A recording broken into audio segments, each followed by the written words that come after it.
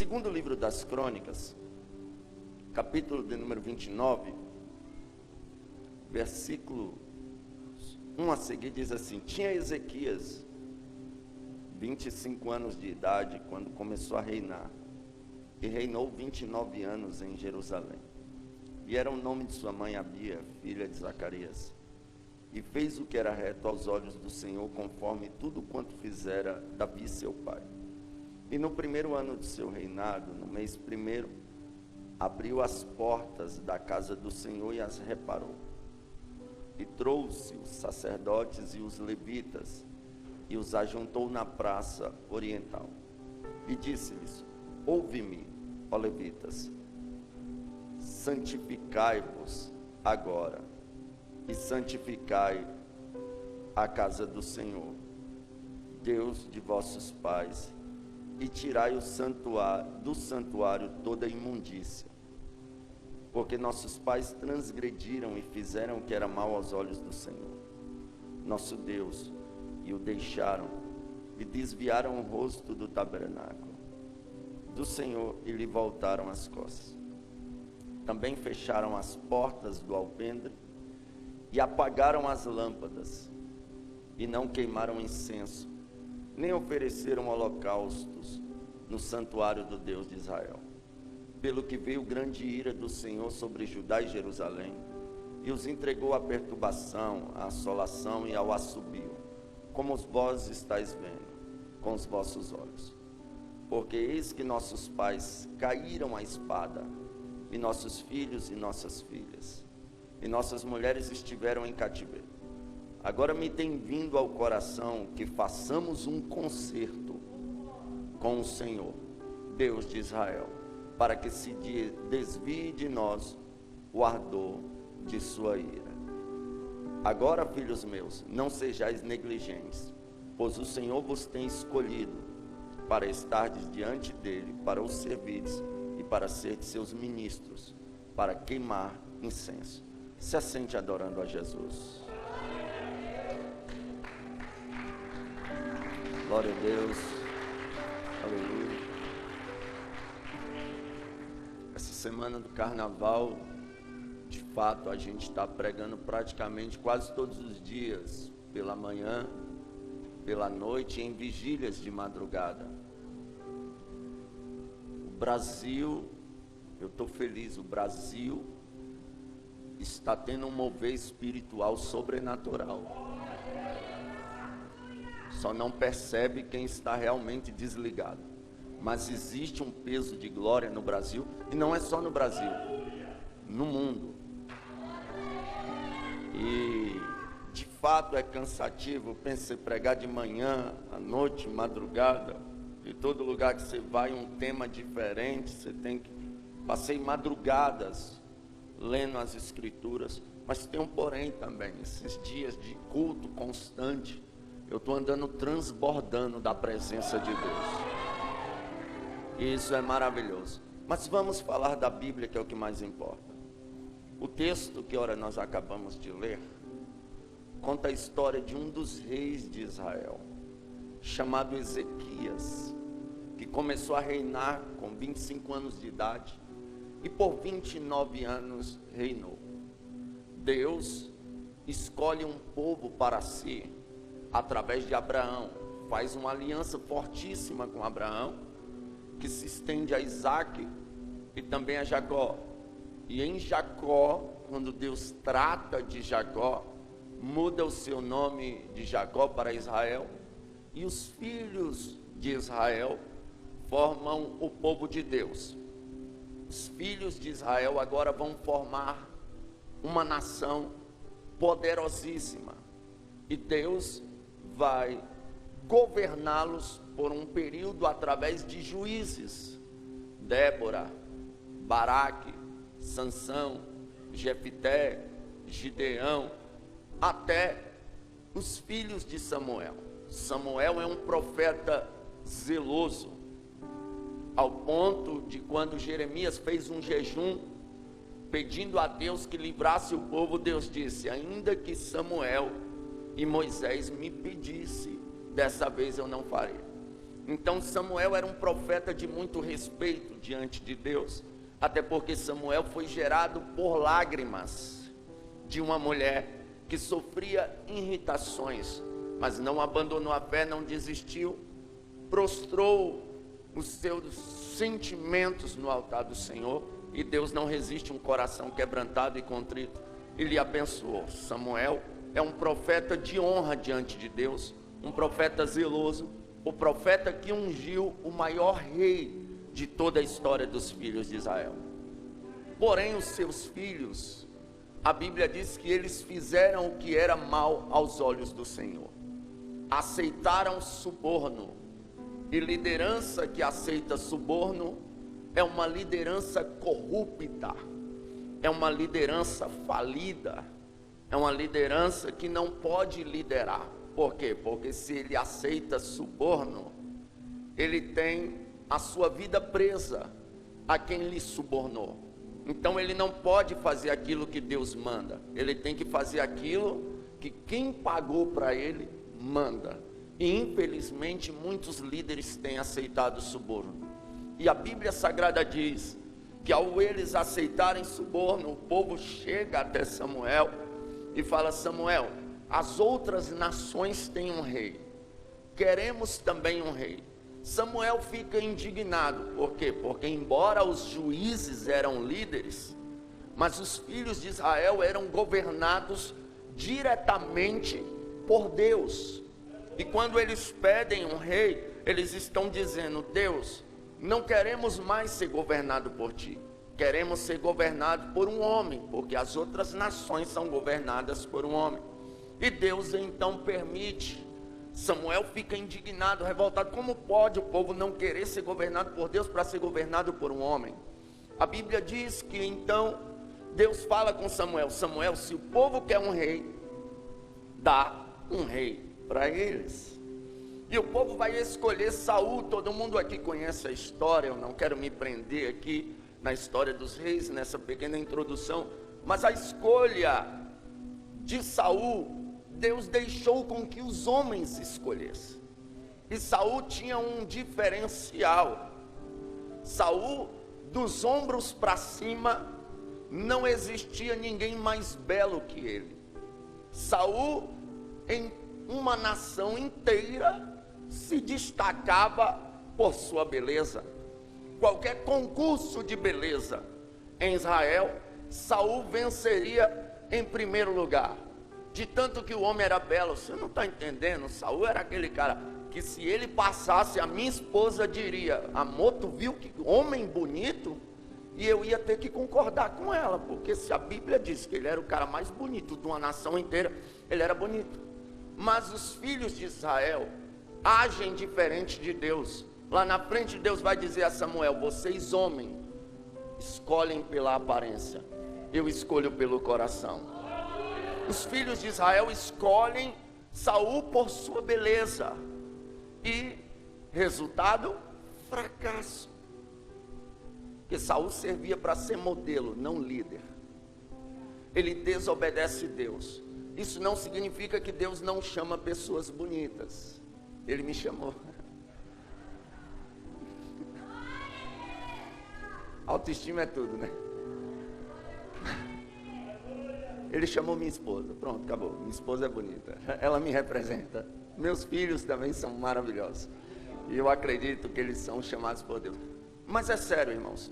Então Deus chama pessoas bonitas, feias, magros, gordos, rico, pobre. Deus chama quem Ele vê no coração, que tem, aleluia, uma chamada dentro, um fogo que arde dentro do peito, e é capaz de fazer aquilo que Deus lhe ortoga. Então a Bíblia Sagrada diz que Saul faz tudo de errado. Deus até tenta, o Espírito vem sobre ele, ele profetiza, mas ainda assim ele erra, desobedece a Deus. Ele queria honra. Quando você lê a história de Saul, os questionamentos de Saul para com Samuel, a gente resume em uma frase só: Samuel, me honra diante dos homens. E a resposta de Samuel é bem clara de que adianta ser honrado diante dos homens e não ter honra diante de Deus. Tem gente que quer manter a aparência diante dos homens, quer se manter perfeito diante dos homens, mas de que adianta estar honrado diante dos homens e desprezado diante de Deus? Ele desobedece a Deus a ponto que Deus o rejeita, porque Deus vai usar Samuel para dizer: é melhor obedecer do que sacrificar. Ele não se preocupa em buscar a arca da aliança. Como é que alguém lidera sem a presença de Deus? Todo líder que lidera sem a presença de Deus é um fracasso. Nós não podemos esperar nada de um líder que não teme a Deus, que não tem compromisso com Deus. Se ele não teme a Deus, você acha que ele vai ajudar os pobres? Você acha que ele vai ajudar as pessoas? Você acha que ele vai se empenhar para que a sua nação prospere? Jamais. Agora, todo líder que teme a Deus, ele vai se empenhar. Se for líder religioso, ele vai se empenhar para que a igreja cresça. Se ele for um líder que não teme a Deus, ele não está nem aí, ele quer só a lã das ovelhas. Mas eu louvo a Deus porque Deus tem preservado líderes que temem o seu santo nome, e tem rejeitado aqueles que não temem. E Deus rejeita Saul, e Deus agora decide escolher um, e o próprio Deus vai dar testemunho dele: achei a Davi um homem segundo o meu coração. E Davi é um rei que vai andar conforme os princípios do Senhor. Tem os seus erros, sim, porque todo ser humano erra. Se Davi, que o seu coração era segundo o coração de Deus, errou, quanto mais eu e você. Pare de ser extremista com quem erra. Pare de querer jogar fora o vaso que se quebrou, sendo que o oleiro não joga, ele reconstrói.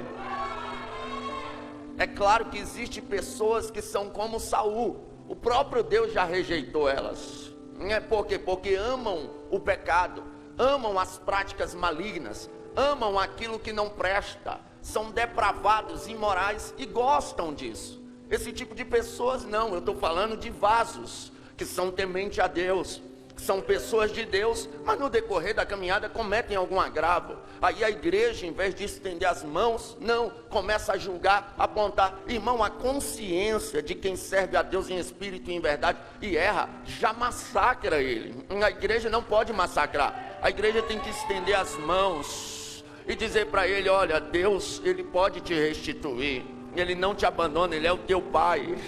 E pai nenhum deixa de amar o filho porque ele desobedece, jamais, aleluia. Pelo contrário, aleluia, a pessoa que erra, ela se machuca, ela se destrói, aleluia. Mas graças a Deus que a maior mensagem da história, disse um grande homem de Deus, não foi pregada com a boca aberta, foi pregada com os braços abertos. Isso significa, aleluia, que ele está de braços abertos, pronto para receber de novo. Então nós não podemos jogar fora quem Deus ama, quem Deus comprou com sangue. Deus não desistiu de você porque você errou. Ele está aqui hoje pronto para te perdoar, te levantar de novo. E a glória da segunda casa será maior do que a primeira. Aleluia. Davi teve suas falhas, mas foi um excelente rei de Israel. A Bíblia diz que Salomão, seu filho, reina. Eu já até preguei sobre o governo de Salomão aqui uma vez. E Salomão se corrompe ao se envolver com mulheres de outras nações. Ele passa a adorar outros deuses, age diferente de Davi. E olha que por amor a Davi, Deus deu um governo de paz a Salomão. Salomão pega um governo próspero, mas Salomão se corrompe. Aí Deus então, nos dias de Jeroboão, levanta o profeta Aías, encontra-se com Jeroboão, rasga as vestes, pega 2 pedaços e fica, e entrega 10 pedaços, rasga em 12, entrega 10 pedaços para Jeroboão, e diz: assim diz o Senhor, tu governarás sobre 10 tribos de Israel. Não vou tomar tudo por amor a Davi, porque a minha aliança com Davi, com a casa de Davi, é perpetuar. Porém Deus, quando libera aquela palavra, Salomão fica sabendo. E tem gente que não quer descer do posto. Tem gente que não entende que o tempo dele passou. Tem gente que não quer sair da cadeira. É por isso que tornam ministérios vitalícios. Hoje não está tendo mais espaço em muito lugar para quem Deus quer colocar, porque querem colocar seus filhos, que às vezes nem crentes são, nem chamada tem. Eu não tenho problema algum se o filho tiver chamada, se o filho for escolhido, é coisa boa. Quem é que não quer ver o filho dando continuidade à chamada? O negócio é descer da cadeira espiritual e colocar um carnal lá em cima. Vai destruir tudo aquilo que foi feito.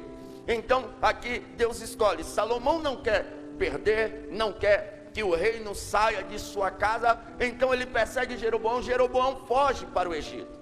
O tempo passa, Salomão morre, Roboão assume. Quando Roboão assume, a Bíblia Sagrada diz que o povo chama ele e diz: olha, Roboão, alivia o jugo de teu pai. Roboão diz ao povo: me dê 3 dias, vou tomar conselho e depois eu volto. E ele vai até os anciões. A Bíblia diz que com os velhos está a sabedoria. Os anciões já viveram muito, eles entendem, eles sabem o que precisa ser melhorado, viram muita coisa. Os anciões olham para Roboão e diz: serve o povo, que o povo vai te servir. Aí a Bíblia diz que ele sai da presença dos anciões e vai tomar conselho com a rapaziada que cresceu com ele, com a juventude que gosta de lacrar. E a juventude que gosta de lacrar, eles não estão preocupados com o povo, porque os salários deles já são altíssimos, eles ganham por seus status, eles ganham por seus seguidores. Então que se exploda o povo, não vai faltar na minha mesa mesmo. É essa a mentalidade deles. Então cuidado com essa galera que gosta de lacrar.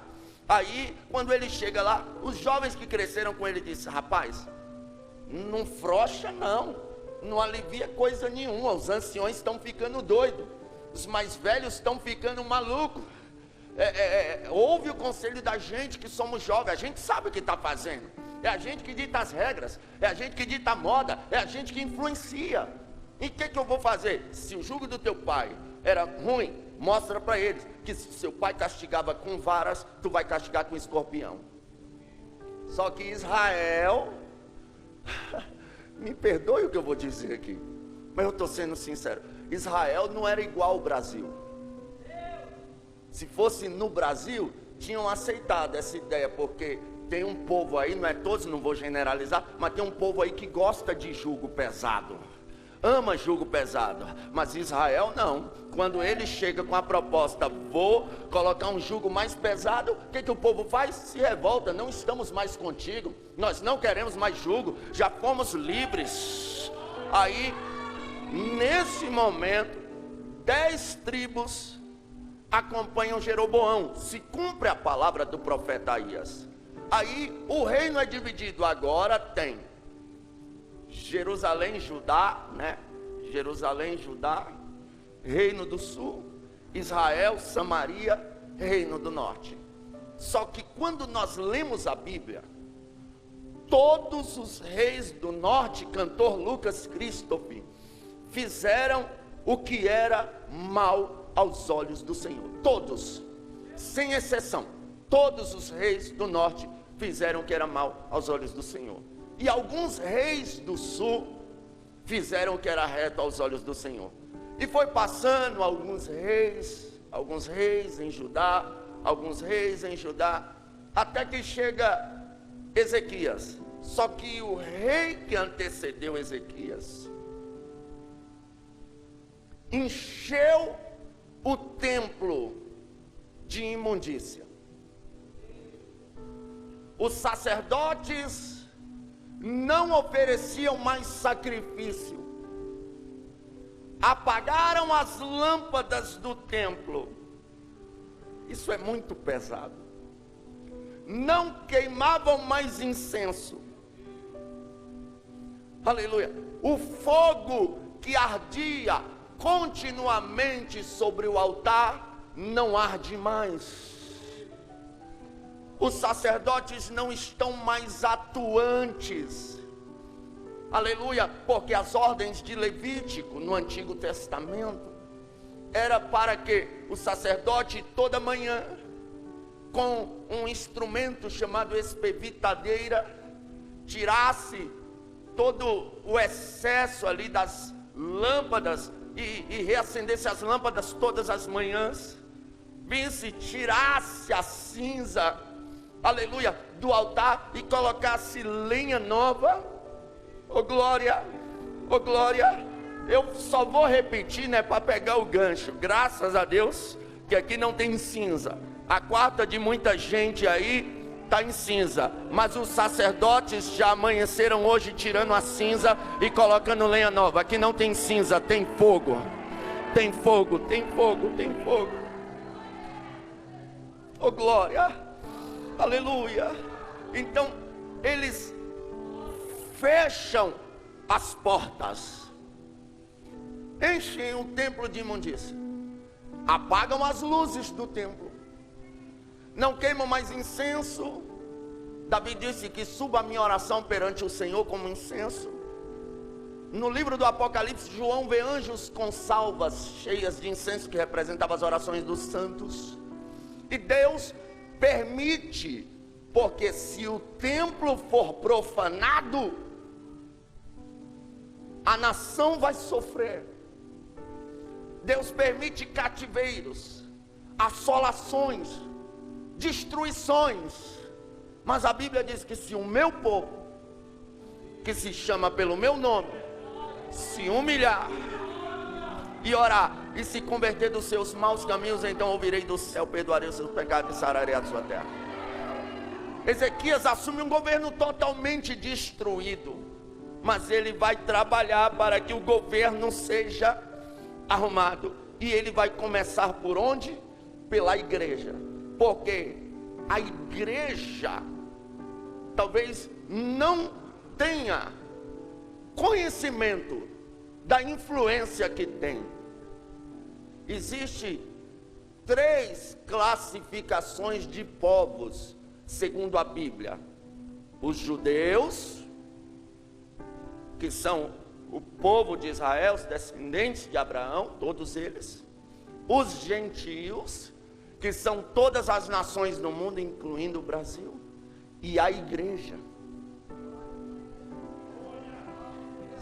Você não está entendendo? A Bíblia classifica 3 classes de povos: judeus, os gentios e a igreja. A igreja tem uma grande influência mundial. A igreja, ela é muito poderosa, você não tem ideia.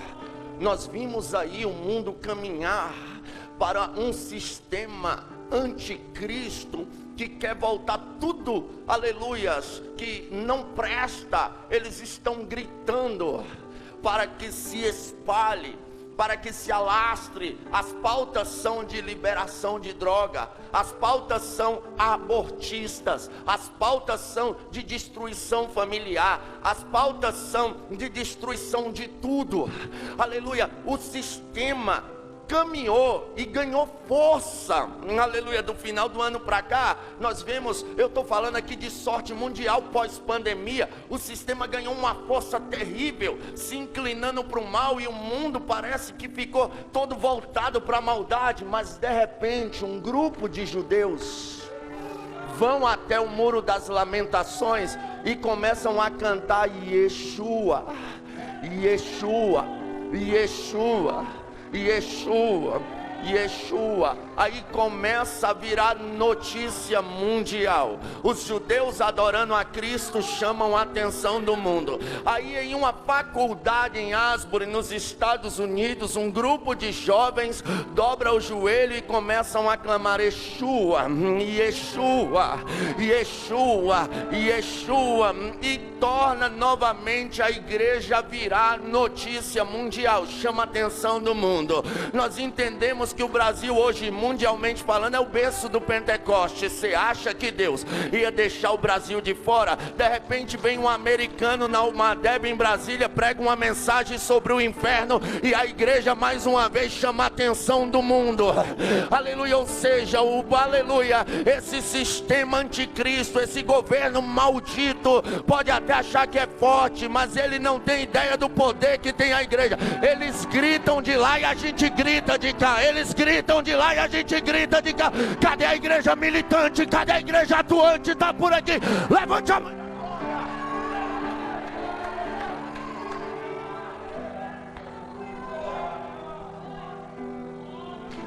Aleluia. Aleluia. Aleluia. Aleluia. Aleluia. Aleluia. A igreja não para. A igreja não para. As portas do inferno não prevalecerão contra a igreja de Cristo Jesus. Só que nos dias de Ezequias,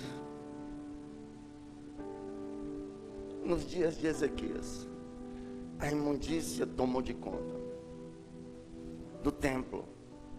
Se a igreja é profanada, o povo sofre, o mundo sofre. Mas entra um líder macho, corajoso. As portas estão fechadas. E é claro que nos dias de hoje, o templo não é como o templo de antigamente, que tinha um alpendre, o átrio, o lugar santo e o santo dos santos, que tinham suas etapas para entrar, queimar incenso, oferecer sacrifício, comer os pães do propósito, acender as lâmpadas e entrar no lugar santo e também no santo dos santos. Não, a gente entende que o véu do templo se rasgou. Só que o Antigo Testamento, a gente explica ele em base no Novo. Hoje a adoração é diferente. Temos ousadia para entrar no Santo dos Santos pelo novo e vivo caminho. Não é como antes, mas espiritualmente falando, nós estamos vendo em muitos lugares as mesmas coisas acontecer. Templos cheios de imundícies, de imoralidade. Fecharam as portas. A primeira coisa que Ezequias faz é abrir as portas. Porque se fecharam as portas, eles fizeram, trazendo agora para o Novo Testamento, igual a igreja de Laodiceia. Eles começaram a bater no peito e dizer: temos tudo, de nada temos falta. A gente é influente, podemos fazer o que a gente quiser, podemos fazer o maior congresso, podemos pagar e trazer qualquer artista. Só que a porta estava fechada e Jesus de fora.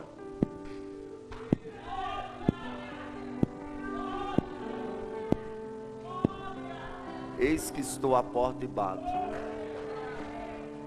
Se alguém abrir, eu entrarei e cearei convosco. E nós não podemos caminhar para esse propósito de fechar as portas da igreja. Só que muitos já estão fechando a porta para o Espírito Santo, para Jesus. E eu digo com pesar no coração, já estão fechando as portas da igreja até para perdidos. Eu estou alegre e radiante, porque eu vi um negócio no Instagram que muita gente compartilhou. Compartilharam assim: Turquia chora, né? Ucrânia sofre, Estados Unidos ora e Brasil pula carnaval. Mas eu discordei totalmente disso. Aleluia. Por quê? Eu concordo que Turquia chora. Concordo, sim, porque está chorando. Concordo que Ucrânia está sofrendo, sim. Concordo que Estados Unidos está orando. Mas a força maior no Brasil não foi no carnaval. Algumas milhares de pessoas estão no carnaval, mas nós vimos milhões de jovens nos congressos do Brasil adorando a Jesus. Só que a minha tristeza A minha preocupação é porque eu vou falar de Brasília, onde eu moro. Teve um congresso que impactou o Brasil e o mundo, o congresso da Almadeb. E parabéns à Almadeb, porque lá as portas estão abertas aos pecadores. Porque tem congressos no Brasil que você precisa pagar para entrar. E se precisa pagar para entrar, o pecador não vai. Então para que está fazendo congresso? A ideia de fazer um congresso não era celebrar o avivamento que tem e ganhar os perdidos. Se está difícil eles virem com entrada franca, imagine pagando. Só que Deus, líderes que estão cobrando entrada, vai requerer cada alma que era para ter sido salva nesse congresso e não foi, porque cobraram valores de entrada, fecharam as portas para os pecadores. Mas Ezequias está vindo aí, uma geração de Ezequias está vindo aí. As portas serão abertas. Oh glória! O projeto principal dos nossos eventos não será atrair massa, trazer famosos, não. Será ganhar almas, será resgatar o perdido, será salvar os perdidos. Quem acredita nisso, levante a mão e dá glória para Jesus. Profeta, tem 7 dias que eu estou pregando de noite, eu estou sem retorno nenhum. Por favor, me ajuda. Eu não vou gritar, eu prometo que eu não vou gritar. Eu prefiro parar de pregar porque realmente eu não estou aguentando e eu tenho mais 7 dias de agenda consecutiva. Só o retorno é porque eu estou sem mesmo aqui. Mas vai dar certo, Deus vai te usar aí atrás. Então o que acontece? Fecharam as portas, apagaram as lâmpadas. Tinha dentro do templo, pastora Márcia, o candelabro, que é aquele braço de 7 lâmpadas. E aquelas 7 tochinhas de fogo no candelabro, elas representam 7 Espíritos de Deus. Ou seja, apagaram a essência do Espírito de Deus. E quem convence o homem do pecado, da justiça e do juízo é o Espírito Santo de Deus. Se não tem o Espírito, não tem conversão verdadeira. Aleluia. Quem é o Consolador que intercede por nós com gemidos inexprimíveis? O Espírito Santo. Se não tem o Espírito Santo, a igreja vai ficar depressiva, sofrendo de crises de ansiedade, precisando de coaches nos púlpitos para ministrar para suas emoções. Mas se tem o Espírito Santo, ele consola, ele intercede com gemidos inexprimíveis e não usa coach, usa profeta para pregar uma mensagem de transformação, de mudança de vida, mudança de caráter. Oh glória! Mas apagaram as lâmpadas, ou seja, extinguiram o Espírito. E a Bíblia diz: não extingueis o Espírito. A igreja tem que ser cheia do Espírito Santo. A igreja tem que ser cheia. A primeira mensagem avivalística no Brasil pregada foi: Jesus Cristo salva, cura, liberta, batiza com o Espírito Santo e vai levar para o céu. Aleluia. Tem uma turma que está apagando as lâmpadas. Eles não acreditam na atuação do Espírito Santo. Eles não creem mais que os dons do Espírito estão atuantes na igreja, que Jesus cura com os dons de curar, que Jesus faz maravilha com os dons de maravilhas, que Jesus usa em línguas com o dom de línguas, que Jesus usa para interpretar com o dom de interpretar, que Jesus usa em profecia os profetas de Deus, que Jesus dá discernimento de espírito. Assim, falso profeta não deita e rola, falsa profetisa não bagunça. Aleluia. Mas eu vou liberar uma palavra profética. Deus está levantando uma geração de Ezequias. Aleluia. Oh glória. As lâmpadas permanecerão acesas. Oh glória. Tem discernimento de espírito na casa, tem profeta na casa, tem dons de curar na casa, tem dons de maravilha na casa, tem dons de língua, tem dons de interpretação de línguas. Aleluia. Os dons estão atuantes. Tem o dom da fé. O Espírito vai voltar a batizar. Paralíticos vão levantar, cegos vão enxergar, surdos vão ouvir. Está havendo restauração. Eu creio num avivamento que antecederá o arrebatamento da igreja. E esse avivamento está vindo, está começando aqui, já está fluindo aqui. Aleluia. Deixa eu te perguntar um negócio. Aleluia. A lâmpada que está acesa ou apagada? Se está acesa, deixa eu...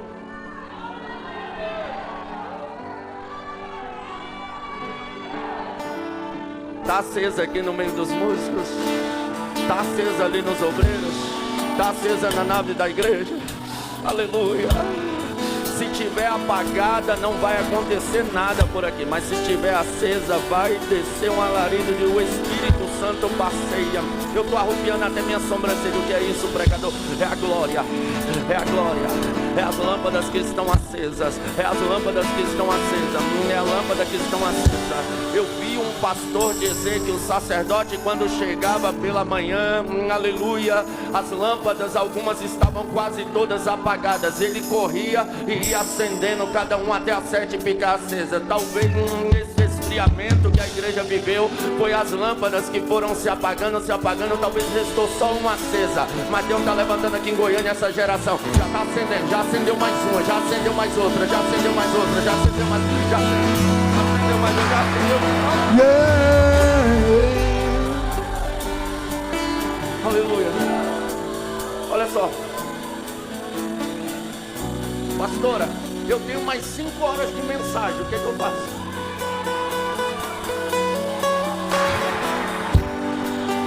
Olha, bacana, vai a sério.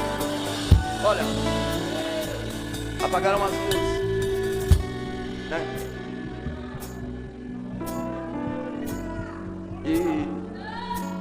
E tem essa 60, eu já vou encerrar. 60. E tem essa geração que está apagando as luzes aí de forma literal mesmo. Eles apagam as luzes da igreja, bom jogo de luz, máquina de fumaça, batida de funk, rap, não tem o espírito. Aí o que eles precisam fazer? Buscar inspiração mundana. Aí pega uma batida mundana, coloca uma letra falando de Jesus e traz para cá para o povo rebolar. Nós não precisamos disso, porque o céu pode dar o que é celestial. E a Bíblia diz, portanto, se já ressuscitaste com Cristo, buscai as coisas que são do alto. Nós queremos o que vem do alto, não o que vem da terra. Não queimavam mas incenso. Se eles não queimam incenso, ou seja, o povo não ora. E uma igreja que não ora fracassa. Uma igreja que não ora para. Mas para que tudo seja restabelecido, Ezequias pega os levitas e os sacerdotes. Nós entendemos que levita porque já vai os teólogos, críticos, que nunca fizeram missão, nunca ganharam a alma, mas estudam só para criticar. Então se você falar que os levitas, os músicos, eles vão dizer primeiro que músico não é levita. Claro que não. Levita era quem era da tribo de Levi. Mas nós atribuímos hoje, isso aqui é uma força de expressão. Quando a gente fala os levitas, os músicos estão trazendo aqui, interpretando, contemporaneizando a mensagem. Pronto, se é assim, um teólogo chato. Os levitas representam aqui os músicos. E os sacerdotes eram da tribo de Levi também, né? Naquela época a gente sabe, os sacerdotes. Mas hoje os sacerdotes representam os pastores, os líderes. A primeira coisa que Ezequias vai fazer é pegar os levitas e os sacerdotes, arrastar para a praça oriental e dizer: santificai-vos, levitas, santificai-vos, sacerdotes, para que a gente abra as portas do templo, tire a imundícia, a podridão, acenda as lâmpadas, acenda os incensos e voltemos a sacrificar. Aleluia. E Deus vai levantar líderes como Ezequias para pegar essa corja de sacerdote, essa corja de levita, que aonde vai pega uma, pega outra, casa separa mais de 5 vezes e sai por aí ministrando. Uma turma que já se corrompeu, já não tem mais vida com Deus, já não tem mais moral, ainda quer criticar os hinos da harpa cristã, alguns deles, e outros mais que eu poderia falar abertamente aqui, mas não preciso, você sabe. Mas Deus, aleluia, está cansado dessa podridão. Deus vai descartar quem é sujo, que suje-se mais, quem já não quer mais nada, mas os que são verdadeiros, que acabaram se corrompendo por influência de uma geração que abandonou princípios de vez e não faz questão de voltar aos princípios, e acabou influenciando uma nova geração. Mas essa nova geração, Deus vai levantar uma geração de Ezequias para santificar eles. aleluia, Deus vai santificar uma geração de levitas, de sacerdotes, de cantores, de pastores, de ministros, de obreiros, aleluia. Pastor Lucas Christopher, Deus está levantando uma geração que teme a Deus, uma geração que ainda vai entrar no culto e vai bradar: a santidade ainda convém à casa de Deus. Na santidade, cantoras que não vão mais se vestir sensualmente, mostrando as curvas de seu corpo, pastores que não vão pregar mais mensagens coaches, mas vão dizer: arrependam-se e creiam no Evangelho, aleluia, aleluia. Líderes que não vão pensar mais só na lã das ovelhas, mas vão apacentar de verdade. Está vindo uma geração de santidade. Quem acredita agora? Quem acredita agora? Quem acredita lá, pastor? A santidade convém à casa, a santidade convém à casa, a santidade convém à casa, a santidade convém à casa, a santidade convém à casa, a santidade convém à casa. Que o temor de Deus caia aqui, que o temor de Deus caia aqui, que o temor de Deus caia aqui, que o temor de Deus caia aqui, que o temor de Deus caia aqui, que o temor de Deus caia aqui, que o temor.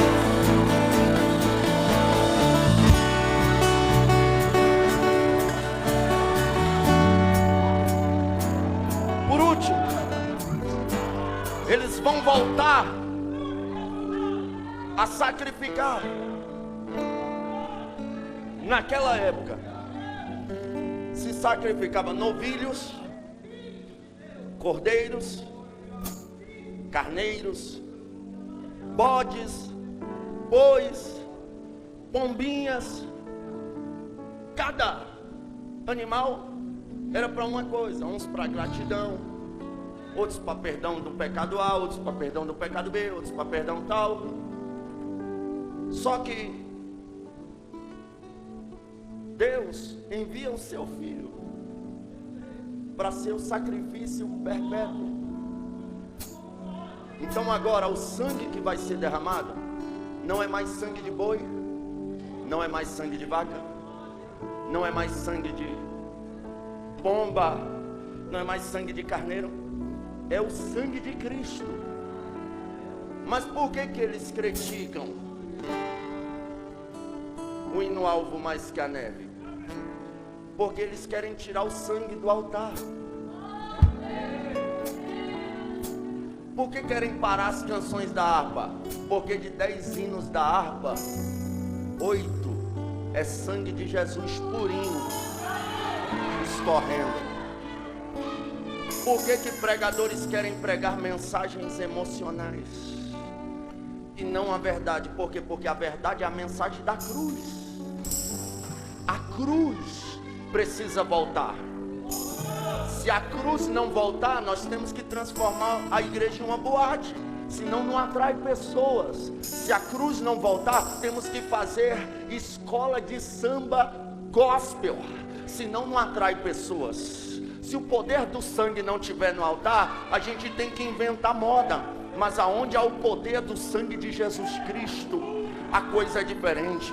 Oh glória, eu vou dizer isso com muito temor. Aleluia, que Deus ponha temor no coração dos cantores, para eles voltarem a compor sobre a cruz e o arrebatamento da igreja. Que Deus ponha temor nos pregadores, para eles voltarem a pregar sobre a cruz e o arrebatamento da igreja. Não existe mensagem mais poderosa do que a mensagem da cruz. Por quê? Porque é o sangue de Jesus que nos purifica de todo o pecado. É o sangue de Jesus que nos lava. É o sangue de Jesus que nos restaura. É o sangue de Jesus que nos faz mais do que vencedor. A Bíblia diz, Apocalipse 12:11, que eles venceram pelo sangue de Jesus Cristo e pela palavra de seu testemunho. Tem uma igreja derrotada por aí porque perdeu o sangue no altar, mas esse altar ainda tem sangue. A mensagem da cruz ainda é viva aqui. A mensagem da cruz ainda é viva aqui. A mensagem da cruz ainda é viva aqui, porque tem uma geração, aleluia. Por que tem uma geração corrompida em pecado, corrompida na depravação? E eu não quero aqui ser um moralista. Eu tenho dito isso porque todo moralista tem pecadões gigantescos escondidos. Eu não quero aqui exortar a igreja como se eu não tivesse taxado a errar. Eu sou falho, cheio de falhas, eu erro. Mas a Bíblia diz: bem-aventurado e santo aquele que lava as suas vestiduras no sangue do Cordeiro. Esses terão direito à árvore da vida e entrarão na cidade pelas portas. Aleluia. O altar tem que ter sangue, por quê? Porque nós somos falhos. Mas nós chegamos aqui, nós somos lavados e podemos dizer que as nossas vestes estão brancas. Aleluia. E as nossas vestes não ficam brancas indo no banheiro e tomando banho, não, indo no Jordão e mergulhando, não, indo no rio ali mergulhando, não, passando detergente ou produtos fortíssimos, não, as nossas vestes ficam brancas, é pelo sangue do Cordeiro, é pelo sangue do Cordeiro. E quem já colocou as vestes brancas? Aleluia, aleluia. Por quê? Porque aqui tem sangue, aqui tem sangue, aqui tem sangue, aqui tem sangue, aqui tem sangue. Meu Deus, a glória vai tomar a casa, a glória vai tomar a casa.